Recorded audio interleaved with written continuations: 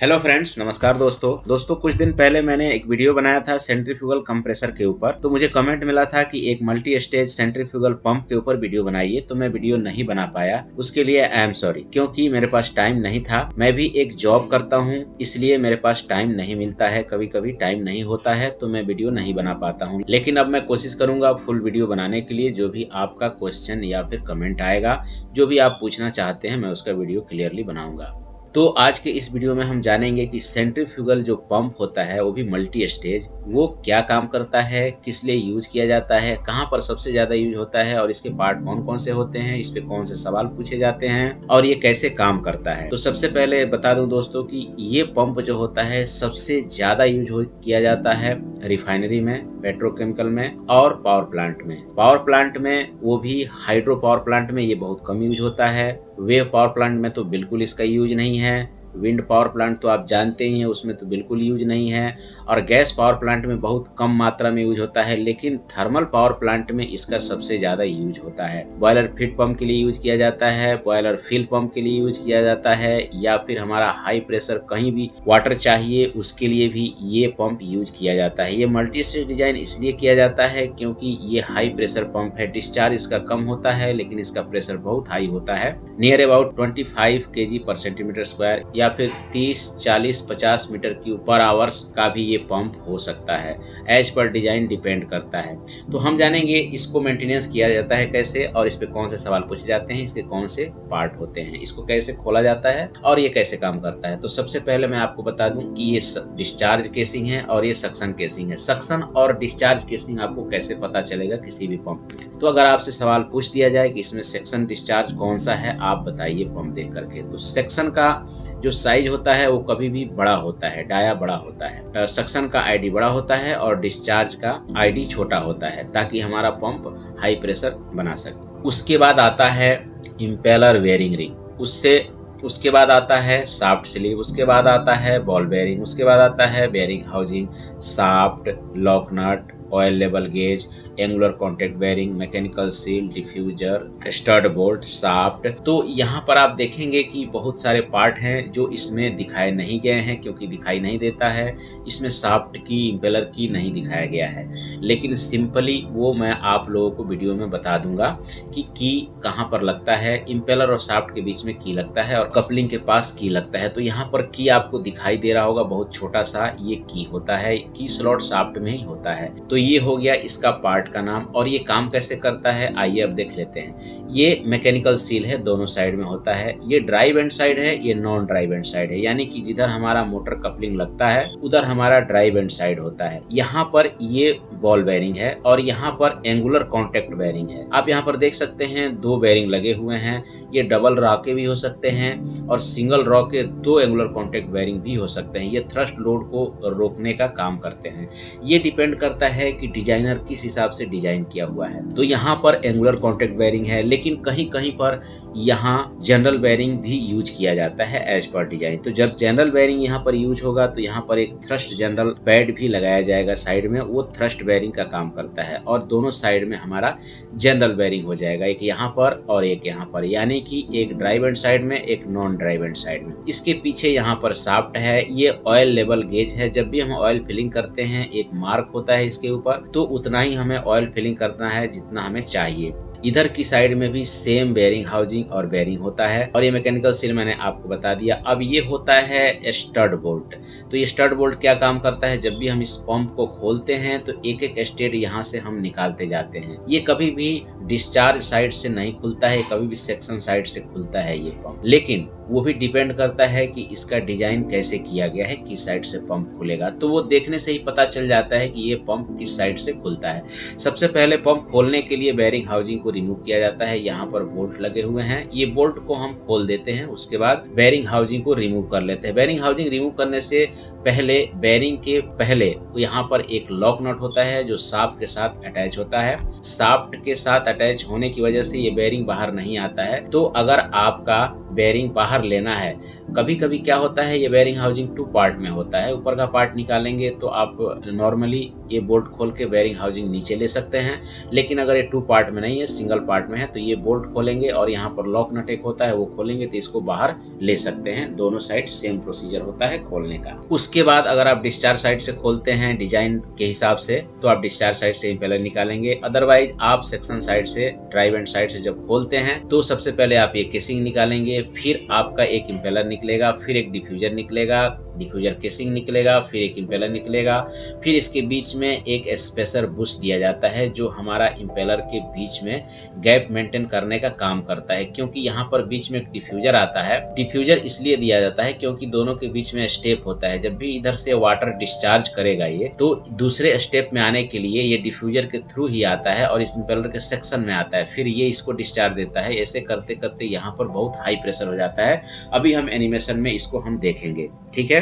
अब बात आती है कि मेंटेनेंस करने के टाइम इस पे किन किन चीजों का ध्यान रखा जाता है, किसका क्लियरेंस कैसे लिया जाता है। तो यहाँ पर मैकेनिकल सील दोस्तों कार्ट्रिज टाइप है, जो मैंने पहले वीडियो बना रखा है। कार्ट्रिज टाइप कैसे सील रिमूव किया जाता है या फिर कैसे काम करता है, नेक्स्ट वीडियो में मैं बताऊंगा कि जो हमारा मैकेनिकल सील होता है कार्ट्रिज और नॉन कार्ट्रिज में क्या डिफरेंट होता है, नॉन कार्ट्रिज सील कैसे असेंबल किया जाता है, कैसे डीअसेंबल किया जाता है, और उसमें वेब स्प्रिंग का सील कौन सा होता है, मल्टी स्प्रिंग का सील कौन सा होता है और सिंगल स्प्रिंग का सील कौन सा होता है, कैसे उसका सेटअप किया जाता है, कितना परसेंटेज उसका प्रेशर दिया जाता है जिससे हमारा सील लीकेज ना हो और सील ज्यादा दिन तक चल सके। क्योंकि कभी कभी हम सील में टेंशन ज्यादा देते हैं, प्रेशर ज्यादा देते हैं तो सील जल्दी खराब हो जाता है, और कम प्रेशर देंगे तो एज पर पंप के प्रेशर के हिसाब से सील लीकेज कर जाता है। तो उसको खोलना और फिर उसको सेटअप करना बहुत मुश्किल होता है। इसलिए फर्स्ट टाइम ही पंप के प्रेशर के हिसाब से सील को टेंशन दे करके और असेंबल कर दिया जाता है, जिससे हमारा ना सील जल्दी खराब होता है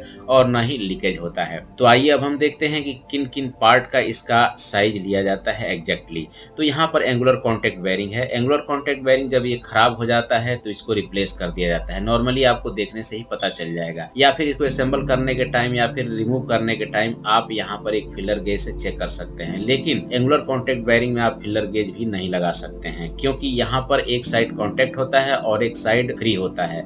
ये पूरा प्ले होता है इसमें।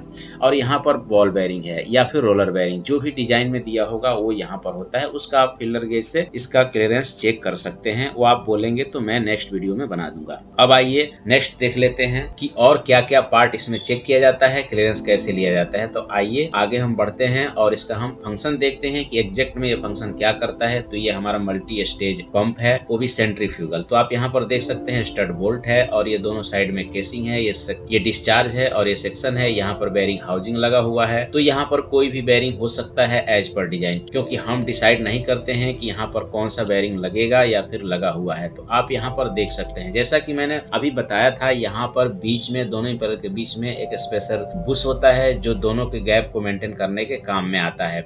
और यहाँ पर इंपेलर वेयरिंग रिंग है और दोनों साइड में बेयरिंग हाउसिंग लगे हुए हैं। एक केसिंग वेयरिंग रिंग होता है, एक इंपेलर वेयरिंग रिंग होता है। ये किस काम आता है, जैसे हमारा कोई भी पार्ट या कोई भी केमिकल, कोई भी लिक्विड जब ये सक्शन करता है, ज्यादातर पानी या फिर कोई भी लिक्विड ही सक्शन करता है, तो सक्शन करता है तो केसिंग और इंपेलर वेयरिंग रिंग के बीच में क्लियरेंस ज्यादा हो जाएगा। तो इसके डिस्चार्ज और प्रेशर दोनों पे प्रभाव पड़ेगा, दोनों पे फर्क पड़ेगा। यानी कि जब क्लियरेंस बढ़ जाएगा तो दोनों में ही कमी आ जाएगी। तो उसके लिए क्या किया जाता है, जब केसिंग और इंपेलर हम दोनों खोलते हैं तो इंपेलर वेयरिंग रिंग और केसिंग वेयरिंग रिंग का क्लियरेंस चेक करते हैं। तो आप इनसाइड माइक्रोमीटर, आउटसाइड माइक्रोमीटर से भी चेक कर सकते हैं या फिर वर्नियर कैलिपर से भी चेक कर सकते हैं। इसका क्लियरेंस मिनिमम 0.5 मिलीमीटर से 1.5 मिलीमीटर तक होता है। लेकिन एज पर डिजाइन आपको देखना है, अपने मर्जी से इसको डिसाइड नहीं करना है कि इसका क्लियरेंस कितना रखा जाएगा। इसका एक ड्राइंग होगा, नहीं तो आप सुपरवाइजर से पूछ करके इसका क्लियरेंस डिसाइड करेंगे और चेक करेंगे, तब जाके इसको आप चेंज कर सकते हैं। तो ये सवाल पूछा जाएगा कि इसका क्लियरेंस कितना होता है वेयरिंग रिंग और केसिंग वेयरिंग रिंग और इंपेलर वेयरिंग रिंग के बीच में। तो आपको सिंपल सा बताना है कि 0.5 या 1.5 मिलीमीटर तक हो सकता है, लेकिन एज पर डिजाइन हम इसको डिसाइड नहीं कर सकते हैं,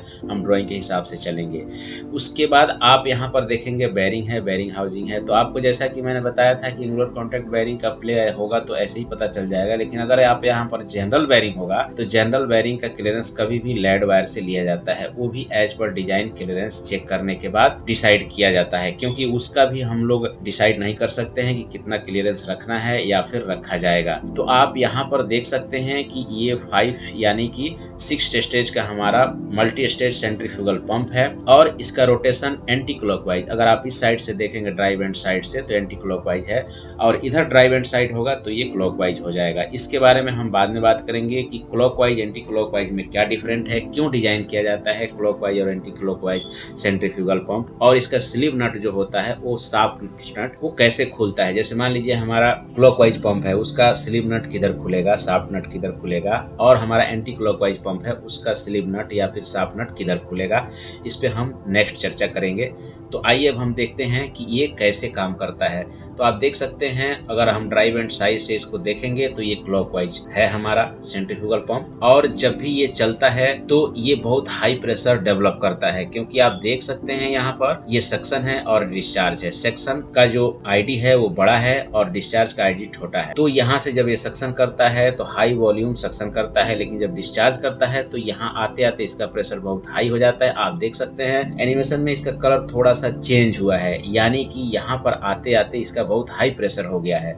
तो ये हाई प्रेशर के लिए ही multi stage centrifugal pump design किया जाता है, नहीं तो हम नॉर्मली सिंगल स्टेज का भी पंप सेंट्रीफ्यूगल यूज कर सकते हैं या फिर horizontal split case single stage का भी यूज कर सकते हैं। तो इसमें डिस्चार्ज कम लेकिन प्रेशर बहुत हाई होता है। अब ये जैसे भी हम ओपन करते हैं आप देख सकते हैं यहाँ पर ये कैसे ओपन होता है। तो हम सबसे पहले इस स्टड बोल्ट को रिमूव कर लेते हैं और एक एक केसिंग को रिमूव किया जाता है। रिमूव करते टाइम आपको ध्यान रखना है, जब एक केसिंग रिमूव करेंगे उसके बाद यहाँ पर एक स्लीव है और स्लीव नट है वो खोलना होगा, उसके बाद ही इम्पेलर ये बाहर आएगा, उसके बाद सेकेंड स्टेज आपका आएगा। तो किसी में ये स्लीव नट दिखाया नहीं जाता, इसके एनिमेशन में नहीं दिखाया गया है, लेकिन ये 100% यहाँ पर स्लीव और स्लीव नट दिया जाता है, जिससे हमारा ऑटोमेटिक शाफ्ट रिमूव ना हो या फिर इम्पेलर शिफ्ट ना हो। आप देख सकते हैं शाफ्ट रिमूव हो गया। यहाँ पर देख सकते हैं डबल स्टेज यहाँ पर निकला हुआ है। तो आइए अब देख लेते हैं यहाँ पर एक स्टेज फिट हो गया, फिर इम्पेलर फिट होगा, उसके बाद ये सेकंड स्टेज फिट होगा।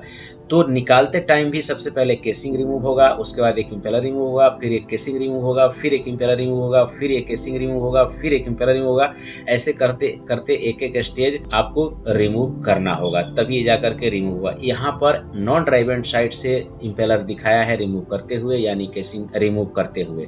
तो आप बहुत ही आसानी से इसको रिमूव कर सकते हैं। अब आइए देखते हैं। ध्यान रहे कोई भी क्लियरेंस अपने हिसाब से डिसाइड नहीं करना है कि इसका क्लियरेंस कितना होगा, क्योंकि जब भी हम पंप को डीअसेंबल या फिर असेंबल करते हैं तो एज पर डिजाइन ही क्लियरेंस रखा जाता है। लेकिन क्लियरेंस बेरिंग का या फिर वेयरिंग रिंग का या फिर मैकेनिकल सील का, ये कार्ट्रिज मैकेनिकल सील में है, इसमें आपको कुछ करने की जरूरत नहीं है। इसमें सिर्फ लॉक रिमूव किया, जैसा मैंने वीडियो पहले बनाया हुआ है, लिंक डिस्क्रिप्शन में दे दूंगा, आप वहां से जाके देख सकते हैं। कोई भी क्लियरेंस आप लेते हैं तो इसको अपने आप डिसाइड नहीं करना है, क्योंकि मैं बार बार बता रहा हूं, क्योंकि ये एज पर डिजाइन डिपेंड करता है। अगर क्वेश्चन में पूछा जाएगा कि वेयरिंग रिंग और केसिंग वेयरिंग रिंग के बीच में कितना क्लियरेंस होता है, तो आप सिंपल सी बताएंगे कि 0.5 से 1.5 मिलीमीटर तक होता है, जहां तक हमें मालूम है। लेकिन एज पर डिजाइन डिपेंड करता है कि कितना एक्सेप्टेबल है। अगर एक्सेप्टेबल 1.5 मिलीमीटर नहीं है तो उसका और कम कर दिया जाएगा क्लियरेंस, यानी कि वेयरिंग रिंग चेंज करना होगा। जिसका वेयरिंग रिंग चेंज करने की जरूरत है उसका ही वेयरिंग रिंग हम चेंज करेंगे। जो ज्यादा खराब हो जाता है वही चेंज होता है, सभी चेंज नहीं होते हैं। उसके बाद सेम बेरिंग का प्रोसीजर होता है, उसका भी clearance as per design depend करता है। उसके बाद फ्लोट का आता है बात, वो भी एज पर डिजाइन डिपेंड करता है। यानी कि अगर आपने 1-2 पंप कर लिया तो आपको एक एक्सपीरियंस हो जाएगा, आप बिना बताए आप फटाफट बता देंगे कि इसका इतना क्लियरेंस होना चाहिए और इसका इतना फ्लोट होना चाहिए। लेकिन कोई भी इंजीनियर, कोई भी टेक्नीशियन जब काम करता है, इसका मेंटेनेंस करता है, तो एज पर डिजाइन ही करता है ड्राइंग लेकर के। क्योंकि जब भी आप क्लियरेंस कम ज्यादा करते हैं, फ्लोट कम ज्यादा करते हैं, बेरिंग का क्लियरेंस कम ज्यादा करते हैं, तो कोई भी नुकसान इसमें हो सकता है। बेरिंग डैमेज होने का चांसेस है, फ्लो कम हो जाएगा, प्रेशर कम हो जाएगा, पावर मोटर का बढ़ जाएगा, पावर घट जाएगा, तो आपको फिर से इसको रीअसेंबल यानी कि रीमेंटेनेंस करना पड़ जाएगा। इसलिए एज पर डिजाइन ही ज्यादातर इसको असेंबल किया जाता है और इसको चलाया जाता है। इसका रोटेशन भी बहुत इंपॉर्टेंट होता है। तो मुझे उम्मीद है दोस्तों कि आपके समझ में आ गया होगा कि सेंट्रीफ्यूगल पंप कैसे काम करता है, इसके कौन से पार्ट होते हैं, इसका कैसे क्लियरेंस लिया जाता है।